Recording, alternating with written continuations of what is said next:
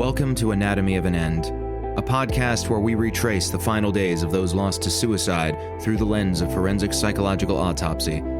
Each episode, we take a step back through time to understand what was happening beneath the surface and what might have brought someone to the edge. Our goal is not to cast aspersions or assign blame, rather we want to understand. We hope to shine a light on warning signs, missed opportunities, and the delicate complexity behind these all-too-common tragedies. This series contains discussion of suicide, drug use, and mental illness. Listener discretion is advised.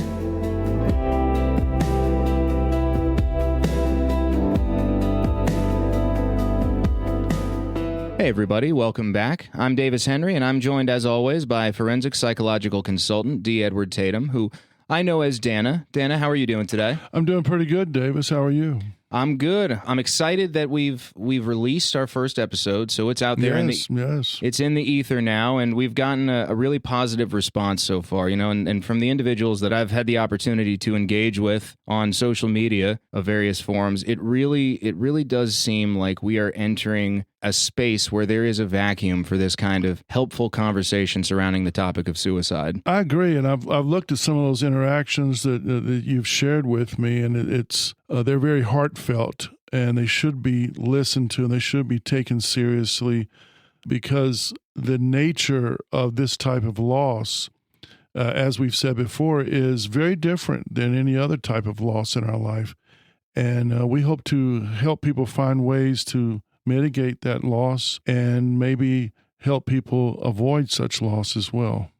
Certainly, absolutely. And I want to point out that I do mention in the first episode of our Susan kind of, I guess you could call it a trilogy, episode 1, part 1, 2, and 3. I reference a episode, I say in the last episode we talked about some statistics. I just want to shed some light on that. We had recorded a episode that was our first episode, but I felt like it wasn't up to the standards of the previous 3 that we did about Susan. So we will probably in the future come back to recording like more of a nebulous, all-encompassing episode about suicide statistics, myths, and stigmas. If you'd be up for that. Oh, absolutely, and we need to know about these things. I think most people are quite surprised when they hear the real statistics, and they're available out there. I encourage people to look at the statistics in their particular counties across the United States. They are kept across their statewide statistics are kept as well. And you can look at various organizations that keep such statistics, and I think it's important to know them. But I don't think that we need to go into each and every one. I think they'll come up organically through our conversations. Sure, absolutely.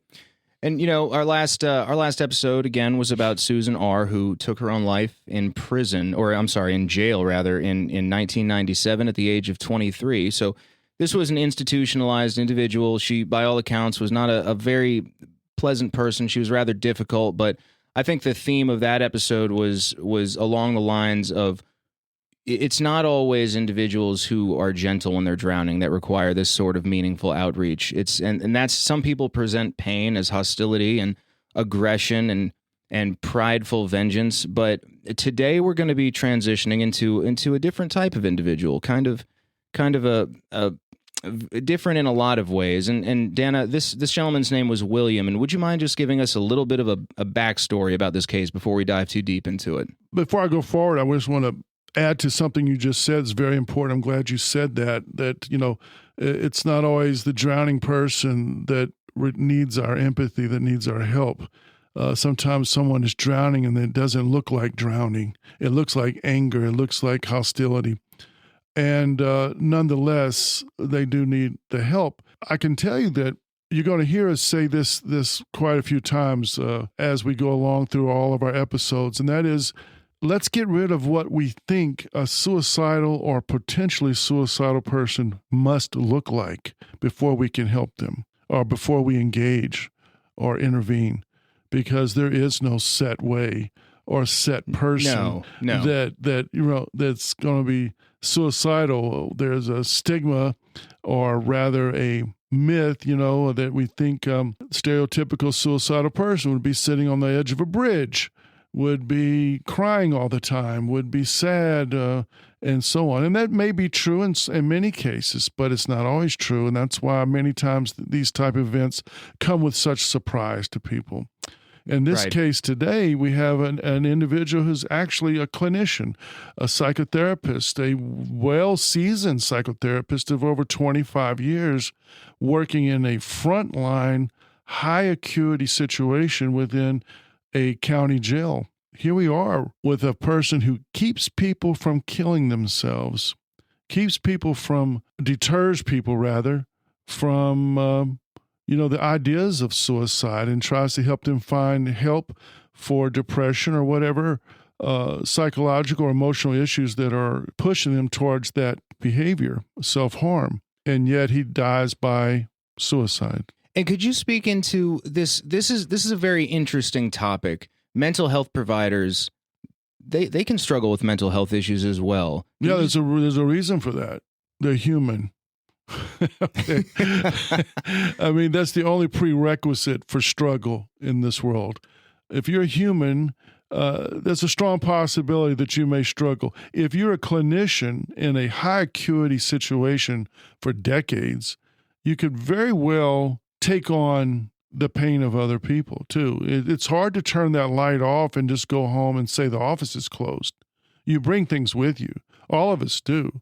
We bring everything with us into every room we walk into. We bring third grade with us into every room we walk into. We bring our first day of kindergarten into every room we walk into. We bring our 12th birthday party into every room we walk into. We don't consciously remember that or think about it, but all the elements and all the reactions and all the feelings that went into those events are with us everywhere we go. Imagine as a clinician in a frontline, high acuity, very tense, very stressful environment such as a jail, helping people, one, identify potentially suicidal people, number two, helping people remain safe, helping people sort through their lives while they're in crisis every day, all day. This person, like many clinicians, brings that with them in every room they go into as well. And this gentleman, William, he worked in a space very similar to the one that you work in right now, right? For decades. He worked in jails and corrections facilities just like you do. His entire career was within that environment, yes. And he was a single father. He was a mentor to some and a very dedicated professional by all accounts. By all accounts, very well liked, very well respected by both the law enforcement side of the house as well as the patients and the medical personnel and everyone else involved in the care of those detainees. Well, so just like we do in every episode, we're going to go through this case and we're going to find that through line that connects William's story to prevention today. And in doing so, we hope to continue our mission of challenging myths and stigma surrounding suicide. And most importantly, making the conversation about suicide approachable, casual. You know, you hear casual about a topic that's serious like this. Some people might think what we're saying is cavalier. That's not true. You should be able to talk about this just like you would talk about a physical malady like cancer or something like that, because sometimes it does require medical intervention. But it also requires societal intervention. And that's what our mission is here at Anatomy of an End. I really am glad you said that. It's amazing that in social settings, even non-familial social settings such as work, people will easily break into conversations about their diabetes, their blood sugars, their colonoscopy, whatever's going on with them. And nothing's thought of that. But when we enter into an area related to in any way, shape, or form of mental illness, it's usually done in a derogatory manner about someone else, gossip, or if it is in a manner in which someone is trying to share, stigma creeps in, impressions are made negatively about that person, and therefore they feel different, they feel rejected, and guess what? They don't want to talk about it. Why can't we talk about this like we talk about Sunday's football scores? Right. Why can't we? And that sort of avoidance, walking on eggshells, as you called it in one of our previous episodes, refusing to use direct terms talking about suicide, it pushes people who are struggling with suicidality further into the shadows and into isolation, making it more difficult for them to find the recovery that they really need. It really is. Language is important. And I'm guilty of this, because, let's face it, I'm an old dude, right? But in my training and back in the days, and all my readings of in my training, going all the way back to Emil Durkheim and so forth regarding suicide, we hear the term committed suicide. Well, think about that a moment. That's a pretty negative term, committed, like we committed a crime. Right, and I've used committed. We all have. It's a pejorative of. It didn't used to be seen that way, though. No, it didn't. It didn't. But the more I think about it, I understand why we have to check that. All right, because it is language that affects our impression of an event that destroys lives. This person committed suicide. A person doesn't commit suicide, they die by suicide. Committing suicide connotes to me, now that I look at it through that lens, connotes to me that they committed some type of crime, that they snuck around and did something with a full commission of all their faculties because it was the right thing to do or because they really just felt like it. And suicide is much more complex than that. Absolutely. Well, let's see what William can teach us about preventing suicides in our society. When did you first meet William? Well, I met William briefly a couple of times in my visit to that facility. I was contracted to come in and help them with some other issues there and to do some education in some forensic techniques in psychology with some of the officers. And I knew of him as the lead clinician at that facility for the mental health team. But oddly enough, I had been gone from there and had not returned there in probably 6, 7, 8 months. And then it was time for me to go back and follow up on my work there. And I hear about William has passed. And these are the terms you hear, William passed or William's no longer with us. And I'm, oh my goodness, because, I'm older than him. And I'm thinking, well, wow, it was an accident or was he in bad health? I'm sorry to hear that. And then the whole story came out that William had committed suicide. That was the term they used. And I said, oh my goodness. But then there was also a worry that it wasn't suicide, that it was murder. And I just want to ask something real quick before we continue. How long had you been working in this field at that time? 25 years. Okay, so you were pretty deep into your career at this point. Easily. Okay. Sure. The facility, the management of the facility, the government of that county, no one asked me to do a psychological autopsy, which really intrigued me. If it was a detainee there, obviously it's required. It is not required unless someone requests it with a citizen in the public sector. Though he worked in the jail, he was a citizen of the public sector, no doubt. But the circumstances of his death brought some suspicion upon the facility. And unfortunately, William died. And again, folks, we're using the name William out of respect to his family because his actual name is not what's relevant here. What's relevant here is the dynamics and the events leading to and after his death. But William died from a gunshot wound to his head in the bedroom of his girlfriend. And there's where the story becomes kind of convoluted right there, where and whom he was with. And I know you had some questions about that, and many people did. The young lady was 25 years his junior, and that's not really the biggest part of this.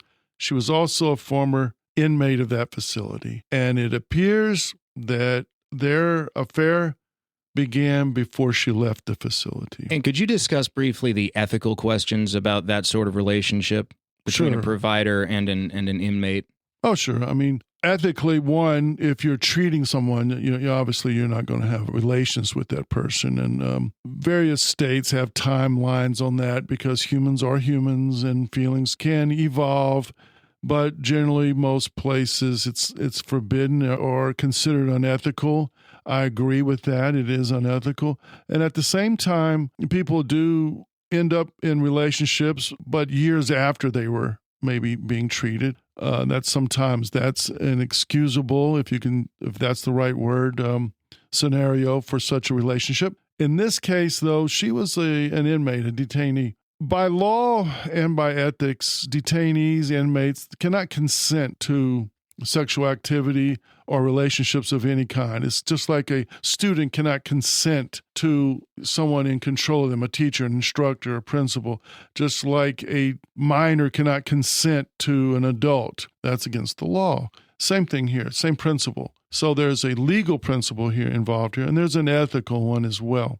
He was working there when this began? Yes. Okay. And there's the key issue there, that this took place in the facility. There were times they were alone in this facility, and now that all involved know that a relationship was in place. So what was going on in these times alone or unsupervised by the eyes of the cameras or unsupervised by an officer? Ethical violations were highly suspect. And then she had only been out about a week or two when this took place, and he was in her dwelling, in her bedroom when this took place. So even if one made the argument that nothing went awry while she was in the facility, it certainly moved quickly after she got out. Sure. To the point that she confirmed of intimacy, and she confirmed also in a very brash way that they had had sex many times within the jail. Mm. So what do we do then? We say, oh, well, then who cares how he died? Look what he did. He did this bad thing. He was unethical, and he was not an honorable professional, and so on. No, I'm not sure if all those elements may have played a role in the, let's just say, how deeply they looked into the death, because this was an embarrassment for that county, that their person that they had trusted for so long had possibly had an affair, reportedly had an affair with the person that's in the jail. Is this a factor often? Do institutions like this try to add a layer of discretion that often translates into maybe the right outcome not happening after the fact? I mean, I would have to say yes. People are prosecuted for that. Do you understand? Depending on the municipality, some folks will just get fired and then they'll go their separate ways. Many times people are prosecuted. It's a type of rape. And it doesn't matter whose idea it was. They cannot consent. We must remember that. It's like saying she asked for it, and she cannot ask for it because she cannot consent. And this young lady was, she was quite brash, and she was quite a character and very straightforward with her language and very, let's just say, obnoxious, and didn't mince words at all, and didn't care. And more power to her. She said what she wanted to say and did what she wanted to do to her own detriment and others as well. But so be it. Well, here's the issue. It was automatically assumed that he killed himself. The circumstances were a bit suspect. His predicament was highly suspect, which caused, in my opinion, a quick turnaround in the investigation and the book being closed. This upset his daughter. Mm-hmm. She felt there's more to this. As with, and you'll hear me say this many times as episodes come forward here, that families many times, when they get the news of a suicide, their first response is that it wasn't a suicide. It couldn't be a suicide. My father or my brother or whomever, they would have told me. They would have said something. They would never do this. They would never do this.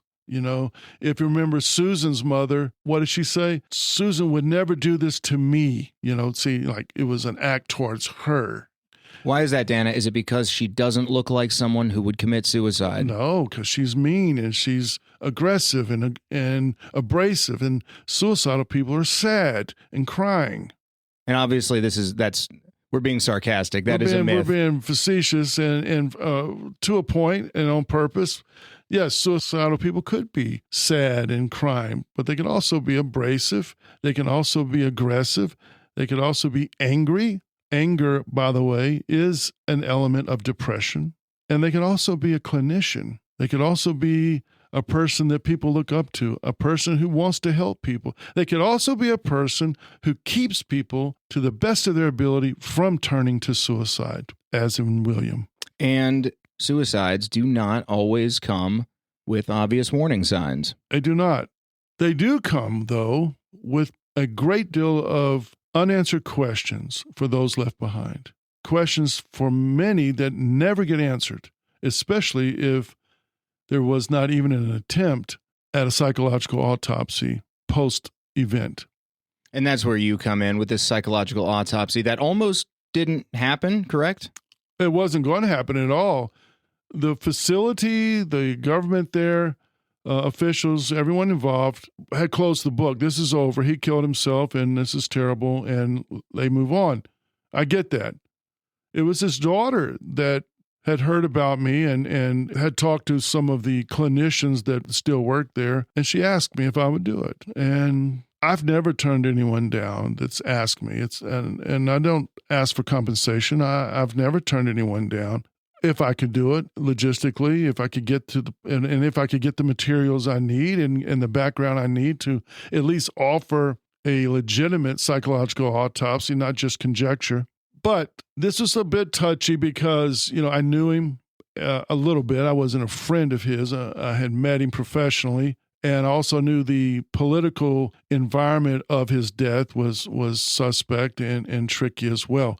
So I went into the case. I went in full steam as though, as I would with any other job like this, with any other endeavor such as this. And a lot came to light. And as with many psychological autopsies, the answers that came forward and the theory that came forward were not completely pleasing to his daughter, but they were real and they were viable. And in the long run, that provides some stability.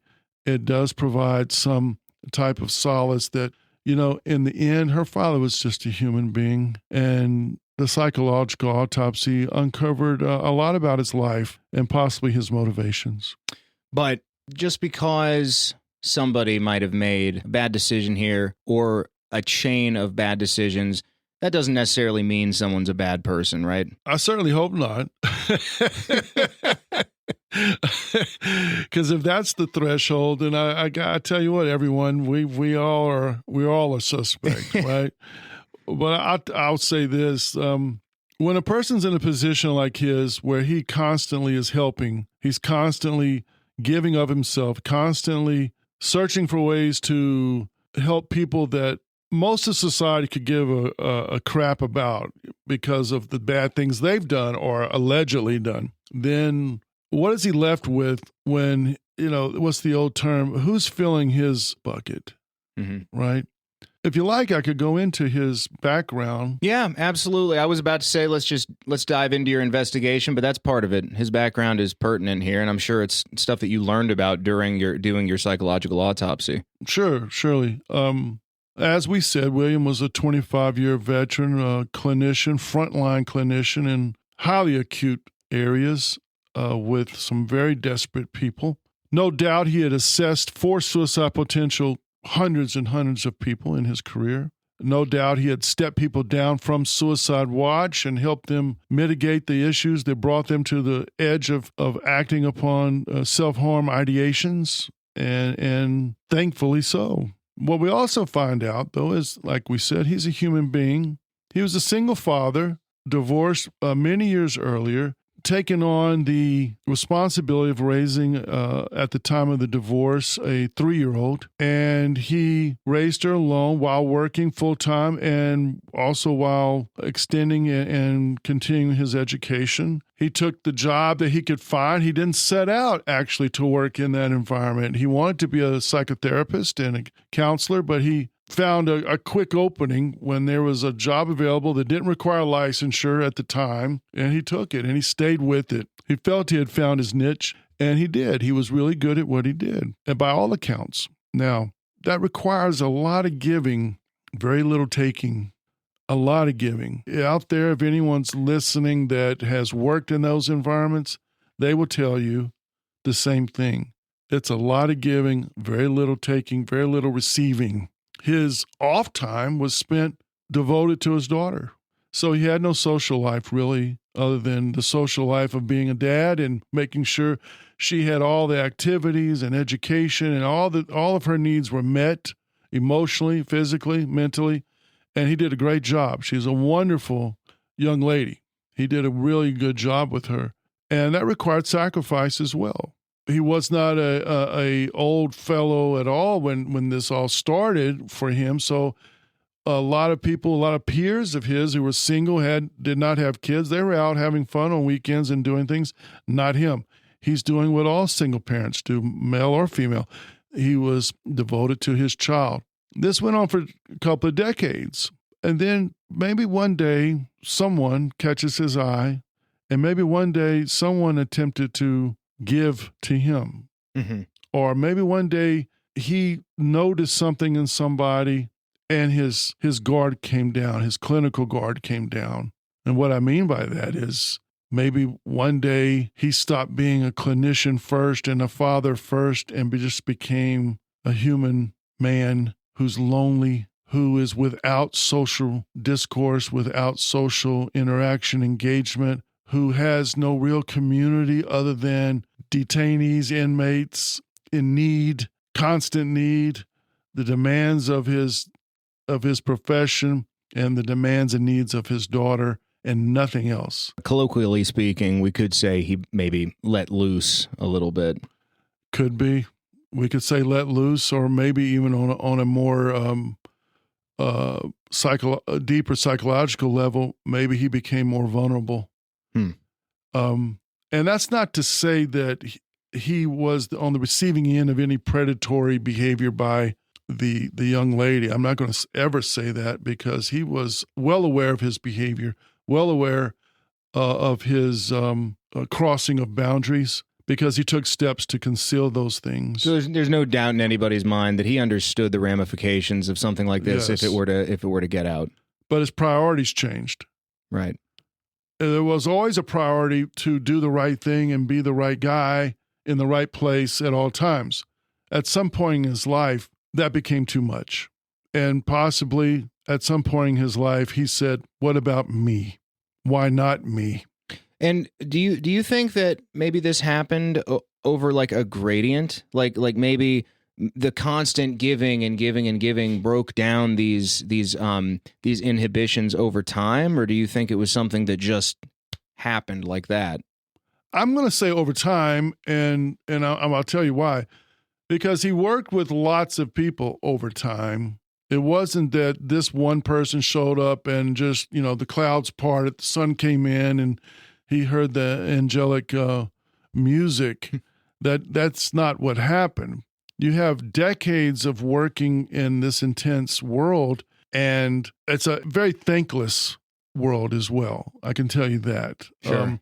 And people who work in that environment will tell you it can be quite thankless. You have to have a true calling. You have to have a true calling, and you have to be very serious about what you do. And he was. It's a shame that this behavior at the end of his career and the end of his life will forever cast a shadow over his work throughout this pretty substantial career, because most people do not stay in this one environment that long. They may come in, they dabble in it, they may do it part-time, they may do it 10 years or so, then they move on to private practice and other things maybe, or hospital settings, but not stay directly in this setting. It's a very difficult one. It's hard. So William stayed in it.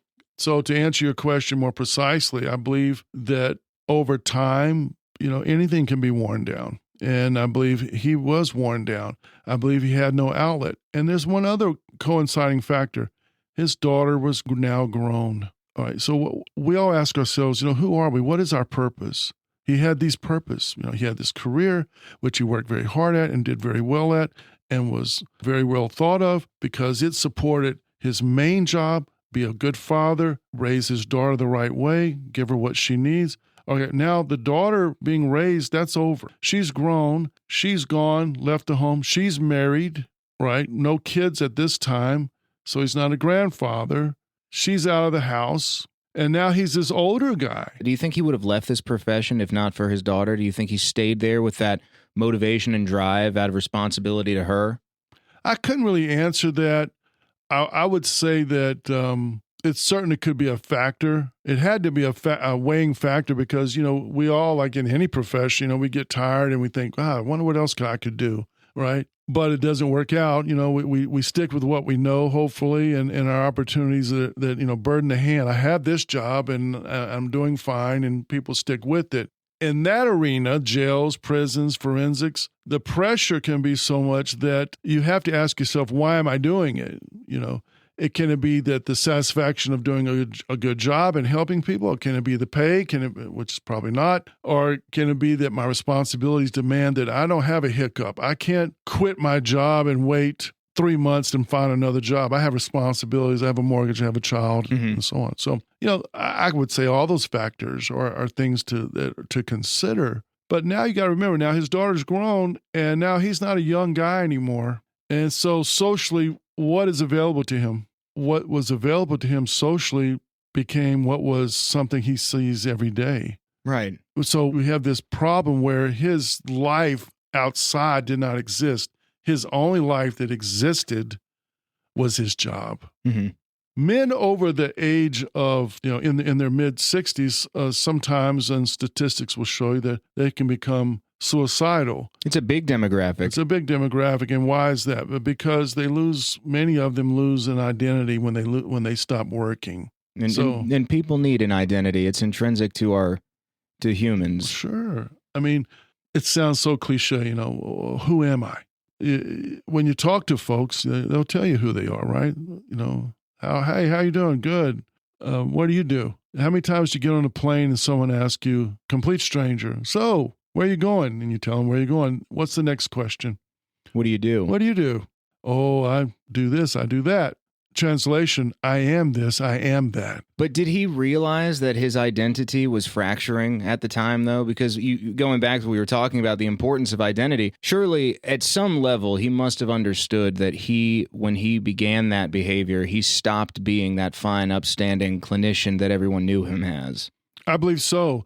And I think that's what's important about the timing of it. If this had happened 3 years into his profession, that's something very different. I think it had gone so long, he had sacrificed so long, that the threshold for acceptance of such behavior became very, very low. And I think he got to a point after his daughter was gone and into her own life, and he's left with his only world, his work, and his only social outlet where the people he meets there at work, right? I mean, that was his peer group. As maladaptive as that sounds, his peer group were those people. The people he talks to the most in any given day were those people. So I would say he reached a point where he said, you know what? Why not me? I deserve love. She loves me.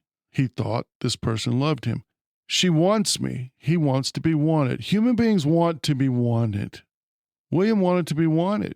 He had a huge purpose in his life, was no longer readily apparent to him. He's still always a father, but it's not readily apparent that he's needed as a father when the daughter is married and has her own life and following, the natural steps in progression in life. So what is he left with? All right. Creature comforts. Acceptance, needs, wanting to be wanted, wanting to be loved, engagement, companionship. Now that's a bill of goods that were sold to him quite well by this person. We would hope that he would have had the ability, and I think earlier in his career when he had other purposes outside of that environment, like his daughter and her needs, I'm sure he was quite clear, though, after his death, people were trying to make speculation that other things had happened during his tenure there, but all that is speculation. And that's natural with these kind of events. They pile on. Sure. So he's in that situation. He's just trying to get a little bit of something for himself after a life of giving. He knew he was risking his career. He knew he was risking his reputation. He might potentially have considered the fact that he was risking his relationship with his daughter. Although, as you said, if she had still been in his life in a more solid way like she was when she was living there, maybe that wouldn't have been the case. So where do you enter the picture here? So law enforcement had kind of closed the book here. And you almost didn't conduct the psychological autopsy. The daughter wanted this. Well, as I said, she believed that the police and the county had overlooked a murder because this person had quite a sordid background, had been to prison a couple of times. The girlfriend. Yes. But that's pretty easy to assume. And when it comes to suicide, people grasp at every other possibility other than it being someone wanted to take their own life. And even so, many people who die by suicide actually did not want to die. That's kind of hard for people to get their head around. But it is a myth to think that 100% of people who take their life wanted to die. It's kind of hard. And this has been sort of proven in people who have been, where there's been a successful intervention. They will, by their own account, admit that they, at the last moments, are glad that they didn't take their own lives. Many times they don't even think of it as taking their life. They think of it as just transcending to something different, leaving trouble behind. They want to end the pain, the immediate pain, but they don't take it emotionally to the next step that, hey, I'll be dead. I won't be here anymore. Which is why it's so important that we, on a cultural level, have to become comfortable with calling suicide what it is, and it's killing yourself. It's not removing yourself from a painful situation. It's not transcending your demons. You know, I'll just leave this all. I'll leave this all behind. And it's dying, and it's the only thing you can ever do that will be for all eternity. That is the only result of taking that action on oneself is death. It solved no problem. It left problems behind.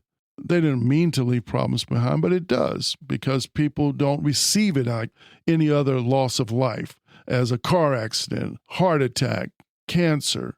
We expect that. We're conditioned from earliest ages that we're mortal. We're wired, as we've talked before, for self-preservation. We're not wired for, self-destruction. Of course. So I thought it was important to kind of veer off and talk about that for a moment. Sure. Pulling it back, the last thing you had said was about the myth of people who die by suicide not wanting to die as it pertains to this investigation. Right. Now, this is a psychoautopsy, so I have to look at some facts here.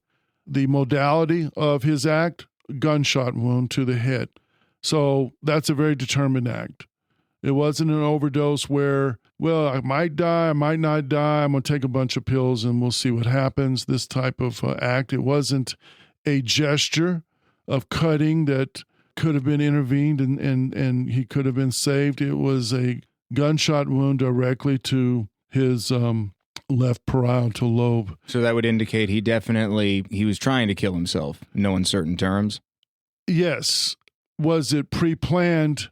Probably not. Was it determined? Yes. Was it effective? Yes. Was it impulsive? I'm going to say, after my review, it was an impulsive act, not a pre-planned act. And here's the background of why I make my determination of it being a determined act in the moment, but an impulsive one without prior planning. I believe that while she was locked up and they were having their affair, it was a fantasy for him in such a way. He was living a double life. It was exciting to him. I believe that, and there were letters and notes that she had written where she professed her love for him and how wonderful, and he was the best thing that ever happened to her. And she couldn't believe that such a wonderful person had come into her life, and no one would believe it. But no more than 2 weeks out, she was draining his bank account. He had purchased, or rather arranged for, the lease on the home in which she was in. He had dipped into his retirement, which was coming to pay for her wants, not her needs, her wants. She was living extravagantly, so to speak, in that particular community. On his dime. All on his dime. She was draining him, and then she was physically abusing him as well. There was signs of him having been hit and bruised and beat. This is just a fact here. She was a larger person than him, and she was accustomed to physical aggression and using physical aggression to get her way. But she was also accustomed to using, her sexuality to get her way as well. It was quite a, let's say, reality check once she was out of the jail. Now, I'm sure he felt quite foolish. And who could he go to with this mistake? Who could he go to confide such a mistake? Was this like a a trap in that he didn't know it was going to be like this, you think, until after he got in? Because he knew her when she was institutionalized. What was she incarcerated for? Drug trafficking, prostitution, extortion, and I believe she had a past arrest for aggravated assault. So she had at least one violent crime on her rap sheet. Several. Yep. So and her behavior within facilities noted that she was involved in many altercations and manipulative behaviors as well. But I'm not going to let William off the hook with the idea that, and I'll paint a picture that here's this older gentleman and who was just simply taken advantage of by this, obviously manipulative career criminal. He had responsibility in this. Sadly, though, he didn't reach out for help when he felt the feelings. Feelings and thoughts come before behavior most of the time. There are impulsive things, such as his death, I believe, was impulsive. But to get involved with this person over a period of time, these were thoughts and actions and behaviors, right? There's a progression, as you mentioned earlier, a gradient. He didn't just meet her and they had sex, okay? This took time. Right. All the while, the train is moving slowly out of the station. Easier to jump off the train as it's moving slowly, right? Once the train was in full speed flying down the tracks, I can only imagine that he didn't know how to jump off at that point. There was a point of no return right. at some point. Now she's out, draining him financially. He's completely been drained because he had to start making preparations for her prior to her getting out. And at this point, he has no choice. I mean, she's got him. He's her captive now. That's right. Now he's no longer living this, young person's life of love and passion. Now he's with the reality of a person who he can't just send back to her unit when they're finished meeting. She's there in public and she's saying things in public and he has no way out. And who can he go to? And I say captive because at this point he's in a situation where even the smallest grievance could lead to her flipping on him, right? Sure. Obviously, she could flip in the manner of, let's say, the state board and affect his licensure. She could do that. She could contact his employer and affect his employment. But there's something deeper, too. She could contact his daughter. And do you think that's where the real shame was here? Yes. I'm going to say yes.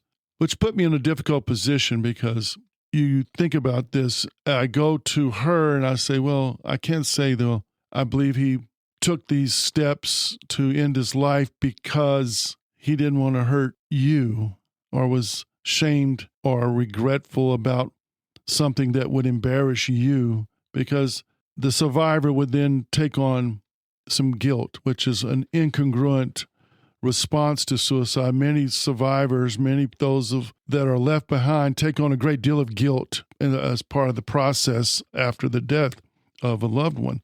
But I would say yes in this instance that William, faced with the idea that even he had been taken and that he went as far to destroy his career, his reputation, but more importantly, be in any way diminished in his daughter's eyes was too much for him. Of course. Yeah, absolutely. That makes sense. And also, if you think about it, like this he's isolated now. He's ensnared himself in a world that looked good on the surface when he first entered it. Yes. It was relieving. He needed something. That need was being fulfilled at first, but there was a point, like you said, the train speeds up. He passes that point of no return, and now he's trapped. And he's in a place where that shame is only growing because he's in isolation now. He's in a world that's totally separate from the one that everyone else sees him living in. He can feel the walls closing in. He can imagine what it will be like to have this secret life exposed. And ultimately, he ends up psychologically isolated. You just nailed it. That's correct. He was isolated psychologically. Nothing that he thought in this dream world was going to take place now.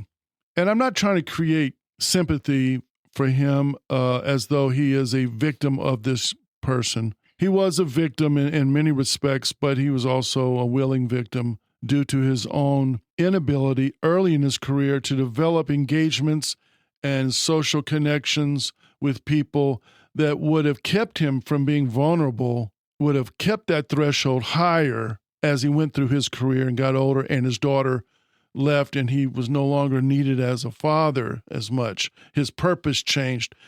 We have to develop those purposes and those engagements earlier so that when our life changes and when we move to a different vocation or our vocation comes to an end, that we have another life in its place. He was unable to do that. And I say that lowered his threshold for accepting this decision he made, accepting this idea.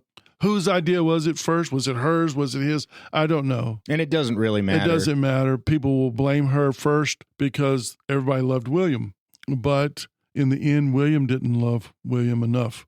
William loved his daughter. William loved his work, but he didn't give enough to himself along the way. And he became, as you said, psychologically isolated. Now, how do I express this to his daughter? Well, I express it as follows, that he loved you very much, as though I'm talking to her. I would say he loved you very much, that he was vulnerable, he felt isolated. And then I would explain to her that people who feel like he felt don't always see the reality of their situation. Right.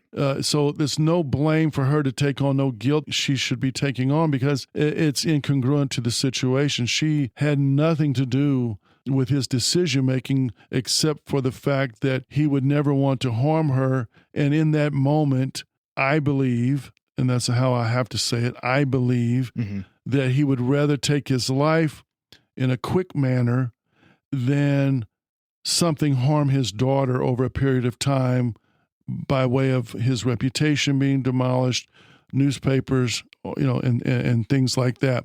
So you posit that he might have perceived this as saving his daughter. Exactly. One may be listening to me right now and think, well, how do you know that this young lady wasn't in love with him or didn't really care about him? And as always, I base a lot on behavior, not words. So to give you an idea, this happened at night. By the way, he was also taking care of her daughter in this living arrangement. So he was paying for her daughter's life, a car, gas money, insurance, food, clothes, social activities, trips. All this was going on. By their statements that they were arguing, and he suddenly hopped up from the living room where they were all standing. He went into the bedroom, one wall away through the next door, took a gun out of her nightstand. Now, she's a felon with a gun. That's not right. Yeah. And he took it out and immediately shot himself there, sitting on the edge of her bed. She called 911, and he was dead on arrival. The police came, they took statements, and they said they'd be back the next day to talk more and and give some follow-up, and they did. And in their statements, I read, she answered the door the next morning. She knew they were coming. She answered the door in a bikini. We'll just say ill-fitted bikini. And doesn't really strike me as somebody in grieving. No, but, people do grieve differently. But she invited them in. And they said, well, ma'am, please go put on some clothes. We'll wait outside. And she got mad about that. She thought, why do I have to do that? They asked her, why do you have on a swimsuit? And she said, well, I'm assuming her and her daughter, maybe someone else, we were sunbathing. So I'm not sure who sunbathes the morning after your so-called loved one shoots themselves in the head in your room, in your bedroom, who stays in that same home and gets up the next day, puts on a bikini, goes outside and sunbathes. Now, once again, people react differently. Trauma will tell you that people can do some bizarre things after a traumatic event, but the police love to guess at that sort of thing. Yes, all the they time. do. You hear in police interrogations and stuff, they'll always be like, well, you're not acting like somebody who this or that or just did that or whatever. But obviously, people do grieve differently. They do grieve differently, and I will say that I disagree when they make those statements. Some make those statements. They don't all do, but some do. I will say this though: I'm going to go out on a limb here and say that she was not grieving at all. Right. By the looks of his body, when I viewed the physical autopsy photos. He had cuts. They were not self-inflicted. He had bruises. She claimed those came from him attacking her. She didn't have a mark on her. I wasn't there. I'm not going to say that that's not possible, but he had no history of violence. She had quite a history of violence. He had never even delivered corporal punishment to his daughter her entire life. Absolutely no report of him ever putting his hands on anyone ever.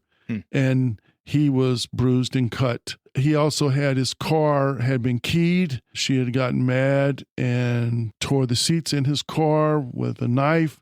Things like this had taken place. And the police knew all of this? Well, after the fact, they did. Okay. Right.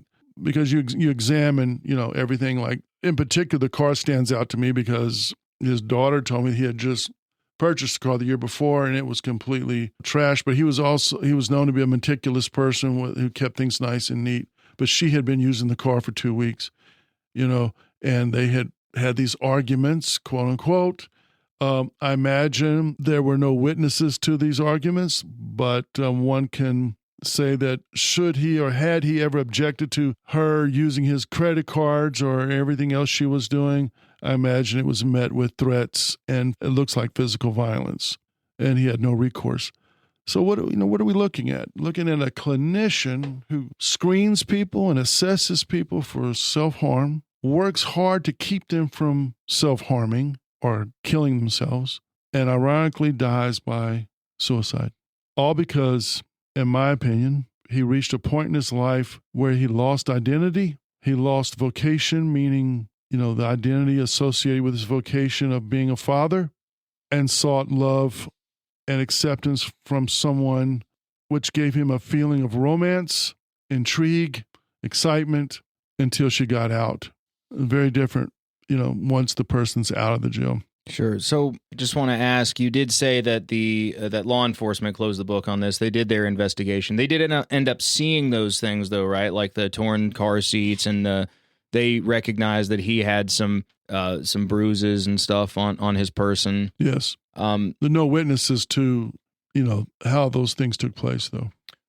But all they had was her word. Gotcha. So, but yet we are still left with two possibilities, right? Like it's a suicide or a murder staged as one, right? Right. And I'm going to tell you that in my understanding of this and looking at the circumstances, I can see why murder would be something one would say, given the lady's background. But motive was not really present because why would she murder her cash cow? Why would she murder her viability? She murdering him ends the lease on the home. It ends the car notes being paid. It ends so many things and leaves her with really little recourse. And she hadn't found some sort of other benefactor or anything like that? Not that we know of. Okay. Right. It was too early in. But it's easy to jump to that conclusion. I mean, it's her. She's in her home. She has a gun. He didn't own a gun. It was her gun in her room. And obviously, what do we look at? From the exterior, we look at, well, here's a clinician, a person who devoted their life to helping people, devoted his life to keeping people from harming themselves and so forth, right? Doesn't seem like a person like that would think that suicide is a viable answer to any of his problems. It's pretty ironic. So if it's ironic, then we look to an alternative, most the alternative, murder. But the police closed that case quickly. The questions from the daughter came because she wanted to make sure that they weren't closing the case because of their embarrassment over this person working for the county and what have you. The daughter knew of a woman in her father's life, had not met her, and did not know the circumstances of that person yet. Okay, so she was aware. She was aware that her father was seeing somebody. Okay. She was not aware of all the... That it was an inmate. Right. Okay. And that he was being drained financially and so on. Got it. And she was not aware of his feelings. Now, this is the main point to me. We look from the outside, a clinician, as I've said several times, a person who's devoted to keeping things like this from happening in other people's lives. But he did not reach out and engage. And because of who he was, no one thought that he could be sad, lonely, psychologically, emotionally isolated. After all, He's a person who assesses things like that, knows the importance of engagement, of, physician, heal thyself. But maybe that's part of it, though. Maybe the fact that he understood, he's seen this trajectory before, he knows what the outcome is. So maybe his expertise actually isolated him even more. I believe you're right, and I'm going to add something to that. He did reach out. He reached out to what was available immediately to him. There could have been some self-esteem issues, maybe feeling like no one's going to want me like this person wants me. Look at me, I'm an old guy. I don't have a lot to offer. I don't have a lot to offer financially. Here's a person coming on very strong to me who professes love for me.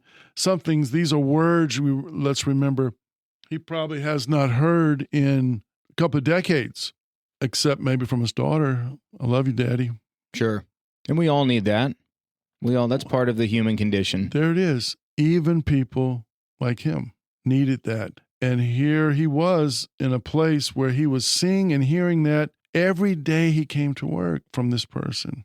And I think what started the ball rolling, what started that train engine up to leave the station, was that he didn't do enough self-check to understand that he was vulnerable. We tell clinicians all the time, you have to have a good check on yourself. You have to get therapy yourself. You have to speak to other people about what you're dealing with in your work. He was not doing any of that. Therapists used to have a little clever word. Instead of saying they were getting therapy, we used to say, I'm going to get some supervision. Right. Even stigma works on therapists. Instead of saying I'm getting therapy because I deal with so much stuff every day. Well, I'm going to go get supervision. Yeah, dentists go to the dentist. People who cut hair have to get haircuts. Davis. Thank you, Davis. Yes. Is this common? Is this uncommon for someone in this field to take their own life like this? Common, uncommon. I don't know how to place it in. Given those parameters, common or uncommon, I would say. Does it happen? It's not uncommon. It's not unheard of? No, absolutely not. Okay. Absolutely not. Psychiatrists, psychotherapists, psychologists do take their lives. And going back to what I had said before, if he did have a mental illness, he would probably know better than somebody who wasn't in his profession. Maybe he was struggling with depression or some underlying condition, right? Like he had never reported anything like that, had he? No. And there it is. He didn't report anything like that because what do clinicians do? If there's any clinicians listening out there, the lesson is keep a check on yourself. Ask for help. Don't fall prey to the same stigma that you preach against in your own clients, patients, and in persons you try to help.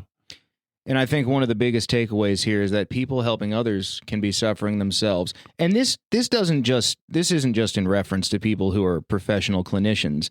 You think about people who grow up in a traumatic environment. They often grow up to be people who are extremely kind and giving because they're trying to spare other people the torment that they themselves understood when they're really struggling with in some cases severe mental illness the whole time, but you'd never know that on the surface.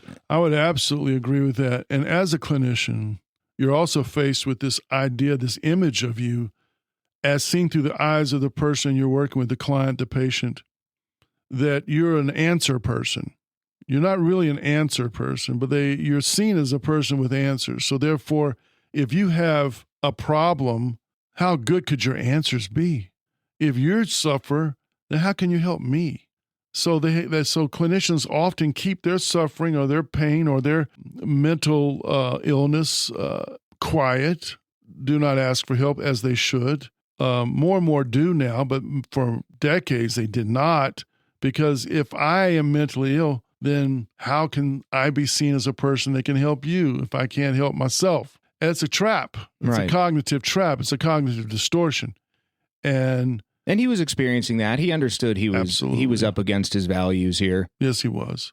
And he did understand that.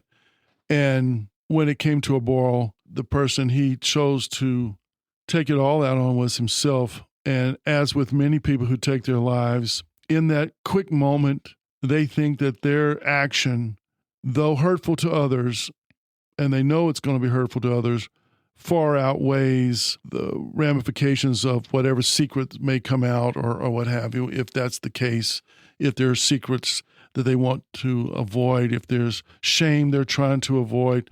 In that moment, they feel like that's bigger than what they think will be a temporary hurt in those left behind. Well, and this is going to sound like I'm directing this at like an 8-year-old, but overall, secrets are bad. Secrets, bad. It's secrets are never they're I can't think of a situation where they're beneficial except for maybe, like, I don't know, a government National agency. security, Yeah, exactly. maybe that's about it. Well, there's another one that's bad too. I always throw this out there. Comparing never generally works out well. Yeah. And many times folks like William in this case, in his personal life, sitting home alone before this incident came up, before he met this person, I imagine many nights sitting alone after his daughter was gone and his purpose was diminished in that facet he thought. He's comparing himself to other people out there who are going to the beach and have this social life and have this love, and looks at families walking by that he never had because it was just him and her, and compared his life and used a metric that was distorted, which also lowered his threshold for acceptance of his own decisions with this person. Yeah, and one other thing I want to point out is that it almost seems like his relationship with this girlfriend of his, it's almost like it was a drug. It was a fantasy. It was. There's no way it could ever have worked out. And he goes out of his way to hide it from people. Like someone who has a substance abuse issue would become very adept at hiding their issue from those around them, which is why people struggling with those issues, what's happening inside of their head ends up being so contrary to what's happening in their everyday life. They function, they go out every day, they do their thing, but they're struggling with it, just like he was struggling with this relationship where he was being used and abused, and he was experiencing that cognitive distortion you were talking about every day, and he was trapped. He was trapped. Part of his, in particular William, part of his appeal to others was William was known as such a good guy. And sometimes people who are known as really good people, if they make a mistake, the loss of that image is also devastating. Sure. And I think it's important to point out that he died a good guy. He died a good guy. He was a good guy. He was misguided. He was lonely. He chose a path for immediate gratification without regard for the overall picture, overall ramifications of his behavior. When it forced him into a corner, he made a very unfortunate decision that will forever change his daughter's life. Extremely tragic. And I do want to have some further discussion, but we'd be doing a disservice if we didn't tie up your psychological autopsy with a bow here. How did you rule this? This was a determined act, and the etiology was, it was impulsive due to, his emotional state at the time. If you want the exact wording, I determined it a determined act without anyone being complicit in the act, but it was not planned. So it's a very interesting story on its surface. Tragic end for an otherwise good man. And, I think one of the takeaways here is that there are people around us in our lives that we interact with every day, maybe, that look successful on the outside while they're quietly becoming isolated on the inside. That's right. And with some of the interactions I've had with individuals on TikTok, especially, which, you think of TikTok, you think of people like dancing around and stuff and getting 5 million likes. But there's some of the engagement we got on there. The thing that I saw the most is people who said, when I started to feel worse, I started to isolate myself. All my friends disappeared, and then I disappeared. Very profound statement. So accurate. That it's very accurate. When we disappear to ourselves and become something we're not, that's another dynamic that's possible. I think that precisely with William, he not only disappeared, the William we all knew, the William that his daughter loved and his coworkers loved, I believe that William disappeared, and he chose another William because he didn't he didn't feel the love. He didn't feel who he really was. You say to people all the time, do you know who you are? I went back and going back to this. I said this earlier. Do we know who we are? Who are we? William lost track of that because he's a human being. We are emotional beings. We are emotional beings. And William was no exception. And just because he's educated, just because he had a certain profession, doesn't mean that he's not prone to or vulnerable to the same emotional downfalls as anyone else. And so he needed engagement. Unfortunately, he didn't reach out for it. Well, let's look at the multiverse of this situation here. Were there any missed opportunities or potential intervention points along the way? In this one, I'm going to say that they were missed by William. Okay. And that may sound like, well, wow. I mean, that's pretty letting everybody off the hook here. Well, I'm going to say why. Because he took steps to conceal his behaviors. And with his education that I mentioned, and with his profession that I mentioned, and his experience, he knew the difference. But he let himself fall prone to that. I said early on that early in his career, he knew that this profession requires that the professional seek help, seek supervision, if you want to use that word, seek therapy to debrief, to decompress, to process all of the things they go through and all the things they hear and witness and the stress of it all and the emotional impact of it all. He did not take care of himself as a professional. That was the missed opportunity. Had he done that, and they teach you that in school, professionals preach this to each other. Hey, call me. Let's process this. I get phone calls after I'm out on a situation where maybe something very ugly happened in a de-escalation or a hostage situation. I'll get calls from people that hear about it that know me, and they'll say, hey, you need to talk, let's talk. And you got to take advantage of that or go seek it. Don't wait for somebody to call you. William did none of that. And he knew he needed to. He knew he was on the road to oblivion. He could have, after 25 years in never seeking any type of decompression, any type of relief from it other than just go to work, do it, go to work, do it, go home, be a dad. And obviously in time putting up a front. I'm good. I'm fine. Let's go, right? He wasn't fine. And I got to tell you, regular people who don't process and don't seek help, they're not taught to do that anyway. He was taught to do that because that's part of the curriculum when you learn to do this work. Is that you learn that you have to have some self-care, very important, or you're not going to be any good to anybody else. Sure. Remember my analogy of airlines, right? What's the first thing they tell you when they give you the little safety speech? When the bags drop down, put yours on first before trying to help others. Why? Because you're no good to others if you can't breathe. Sure. Makes a lot of sense. You're taught that in school, and William missed that opportunity because he obviously... And we all do sometimes go spans without doing it like we should, but then we go back to it and we talk to people. I have people I talk to, some of them former interns of mine. I talk to them. We talk, we share, and that helps lessen the load like it would anybody else. He missed that opportunity, and he paid a price for it.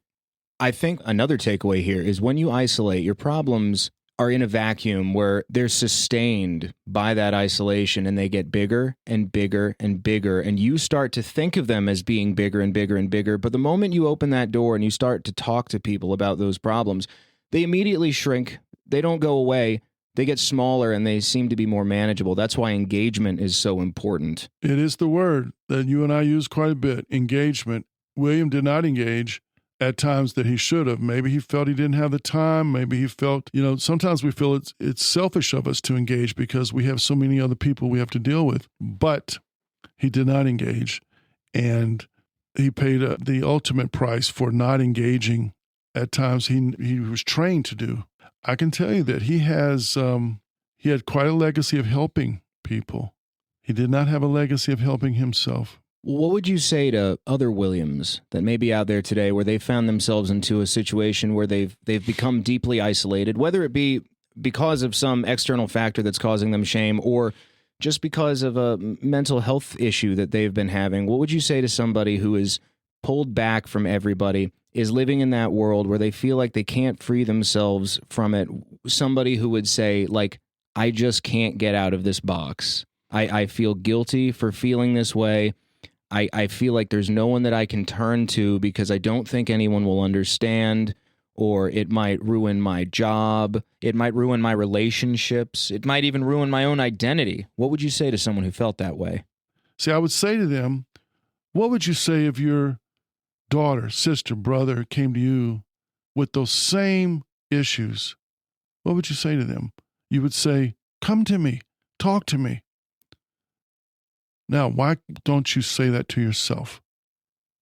Isolation is a place where cognitive distortion is brewed. Mm-hmm. It's where it's formulated. Cognitive distortion is most successfully formulated in isolation, not in engagement. Engagement can lessen cognitive distortion. It can put true metrics of ourselves in place, because sometimes our personal metrics, how we measure ourselves, they're distorted until we engage with others who know us as well. Sure, of course. And I think those are good words for all of us. And I would also say that if you know somebody like that, or somebody that may be struggling with suicidality, which is, rarely visible on the surface, but especially if you realize someone's been struggling, if they're off there, if their behavior's been different lately, if they've stopped responding to text messages, if they haven't been hanging out with you and your friends like they used to, you can ask them what you can do for them. You can do whatever you want. You can say whatever you want, but they're not going to tell you. They're not going to tell you what you can do for them. The most important thing you can do for them is to go to them and be present, be there for them, be a good friend, and most importantly, treat them like a human being and not a test subject. You said it so well. And you're not even a clinician, man. Look at that. I'm a citizen advocate. You said it so well recently, and I saw when you did a promo for our podcast, you said that anyone can be a catalyst for help and change. Anyone can be a catalyst. So I could say to everyone out there, know that you are a potential catalyst for change, for help, by simply being proximal, be near, engage. Okay. Yes, it may irritate the crap out of somebody that you're being proximal, that you're being near and engaging. If they may not want it, they'll say they don't want it. But if you've noticed changes in their behavior, changes, a thing we call anhedonia, where the people are no longer enjoying things they used to enjoy, or they're isolating more and so forth, step in. I always say to people, I'd rather you be mad at me for engaging with you and asking the annoying questions I'm asking you over and over. I'd rather be really pissed at me about that than your family be very mad at me because they perceived that I was near you and knew you and saw something and didn't take action, and now you're gone. 100%.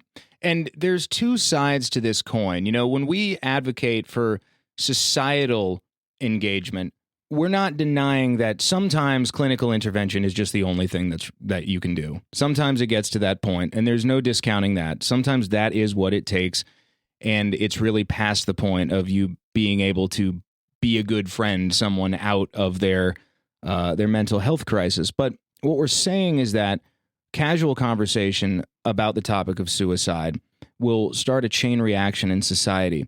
When people are more comfortable talking about this topic, they'll be less uncomfortable about asking their friends who they know are struggling, like, look, are you thinking about taking your own life? Are you thinking about killing yourself? I'm not saying that every situation calls for that, but you understand my point. And yes, that's why conversation is so important. We should be able to approach this topic just like we approach everything else. And I'm also not saying it's not serious. It's very serious.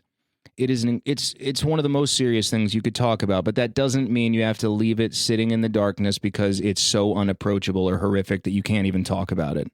That is so correct, and we will continue to push that point as long as we have a voice to push with, because it is that important.